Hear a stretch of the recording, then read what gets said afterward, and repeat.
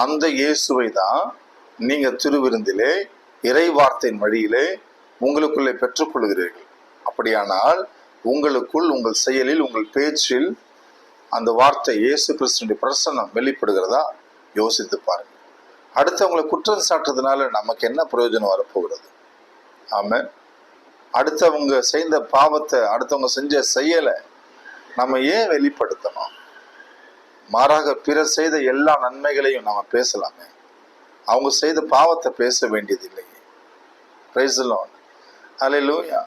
பாருங்க, அந்த லூக்கா சுவிசேஷத்துல 15ஆம் அதிகாரத்துல மூத்த மகன் வீட்டுக்குள்ள வரவே இல்லை.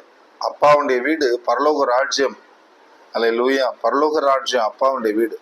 அப்பா மனம் திரும்பி வந்த பையனை வீட்டுக்குள்ள கூட்டு போயிட்டாரு. வெளியில இருக்கிற அண்ணன் இப்போ வீட்டுக்கு வராம வெளியில நின்று பேசுறான். அப்பா போய் கெஞ்சி கூப்பிடுறாரு, வாப்பா